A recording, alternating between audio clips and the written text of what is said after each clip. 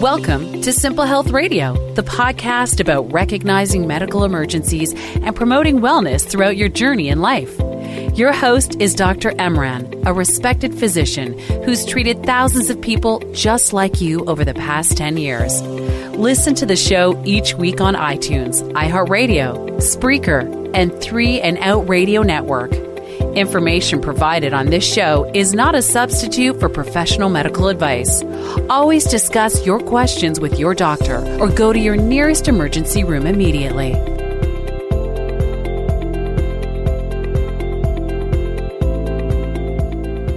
Thank you so much for joining us today on Simple Health Radio. I'm your host, Dr. Emran. On today's episode, we have a very special guest. Her name is Coach Kela Smith. She is a published author, and she's an expert on diet and has some specialties involving women and pregnancy that I think a lot of our listeners will enjoy learning more about. So thank you so much, Coach Kela, for joining us today.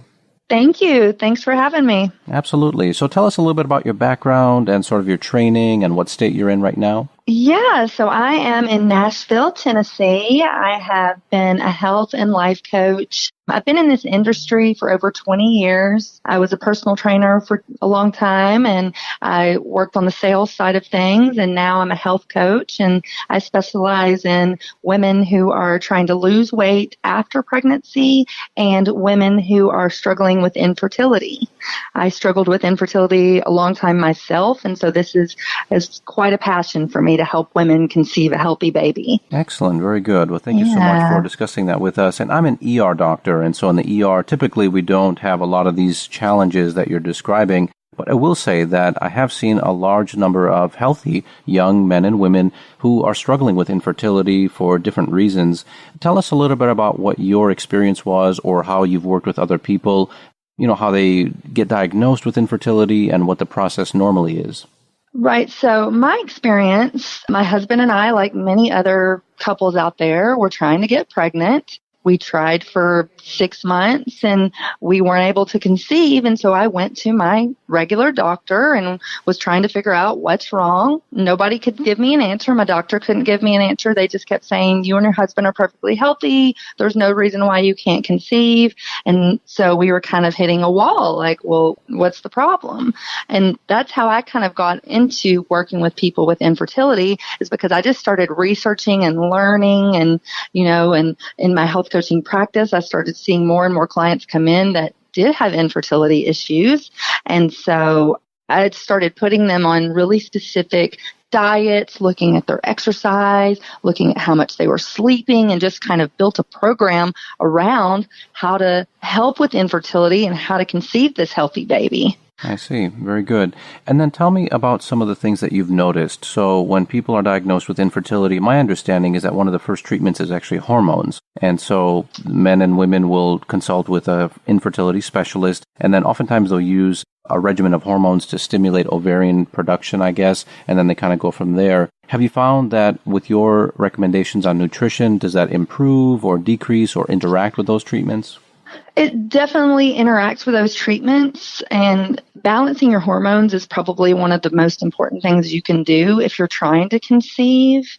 And the main cause of infertility in this country is polycystic ovarian syndrome, that means your insulin levels are messed up, your hormone levels are messed up. So what I do with my clients is I help them remove all sugars and refined carbs from their diet. If they do that step alone, they will help to balance their hormones, and it will help alleviate these symptoms from the polycystic ovarian syndrome. Excellent. Very good. And I do agree with you on that point. I will say that in my research and when I was delivering babies during residency, PCOS, which is polycystic ovarian syndrome, does affect a large number of perfectly healthy people who may not have any obvious signs as to what's wrong with their body. And the ovarian syndrome, PCOS, it's kind of complicated because people think, well, it's the ovaries. What would the insulin or diabetes medications have to do with it? But in my understanding, the first treatment of choice is actually metformin, which is a diabetes medication. And women who start metformin, it actually does improve their chances of becoming fertile enough to have a child. So I agree with you that sugar and a lot of those refined products have a direct link with infertility. Yes, definitely. Very good. And then tell us about after a woman becomes pregnant and sort of the changes that go through her body. What are the challenges that women face afterwards, after they've had a healthy child? So I notice that a lot of times women they'll have their baby and then life gets in the way and they start, they hold on to that pregnancy weight and they can't seem to release it. And so that's another protocol that I go off of. I have a program where I look at diet, lifestyle, habit change, and really put together an individualized program to help these women lose weight so that it's easy, it's fun, it's something that they can stick to long term. It's not a crazy diet, a quick fix. They don't have to do strenuous exercise. We just make simple lifestyle changes and food and nutrition changes, and then that weight starts to fall off. Excellent. Very good. And I think that's the most critical part is the consistency. And I know a lot of people will search online or they'll go to the grocery store and they'll buy diet pills or things that promise a lot of very good results in a short amount of time. They may work, but oftentimes in the ER, I see the negatives. I see the side effects from a lot of those treatments where people are dehydrated or they've developed kidney problems because of that. So I think the consistency that you're advocating is definitely a step in the right direction, certainly. Very good. Yes. And then tell me about women who are breastfeeding. Are there unique challenges that they have to deal with in terms of nutrition, or what would you advise in that situation? Yes. So I will say myself personally, I breastfed both of my children for over a year. I'm a huge component of breastfeeding. And I think that a healthy diet is going to help you with milk production. And I look at, are you getting the right source of protein? Are you eating good, healthy fats? Are you getting enough fiber? Are you drinking enough water? Those simple things right there will increase your breast milk production and help you be able to breastfeed for the long term, a year or more. Excellent. Very good. And again, in the ER, we don't typically deal with breastfeeding, but we have to be very careful because when women are encouraging breastfeeding of their infants, which is very, very necessary, I think it's the best thing that mothers can do for their children, there are medications that can interact with that. And I've actually seen where people come in for strep throat or they come in for a car accident or something like that, and we put them on prescription medicine, which they may need at that time. It actually dries up their breast milk. And for some of those women, they can't produce enough milk later on. So I always feel bad, that we've treated one problem and now we've created another with their breastfeeding. Right. Absolutely.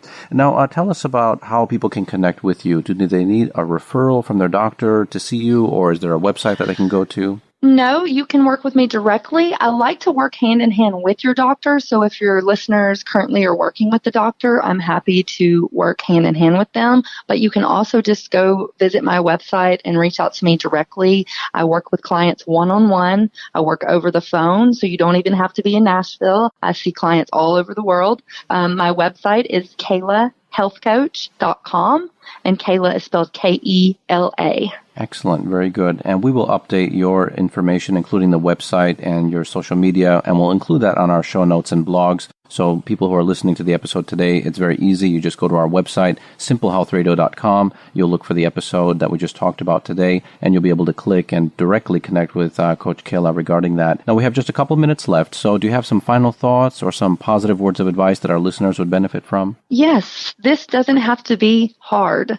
If you can simply change your diet and your lifestyle habits, I promise you will see the results that you're looking for. And reach out to me because I'm here to help. Excellent. Very good. Well, thank you so much again for the knowledge that you provided. I think a lot of listeners will benefit from the information that you gave about infertility and breastfeeding, along with how to keep the weight off after pregnancy. So again, thank you so much, Coach Kela, for making time for us today. Yes, thank you for having me. Have a good day. Thank you. Thank you. And you've been listening to Simple Health Radio. I'm your host, Dr. Emran. We'll have this episode updated very shortly, along with the links that we talked about. If you have ideas or thoughts after listening to today's show, please connect with us on social media. We're very active on Twitter, Facebook, and Instagram, and I look forward to having you all on a future episode.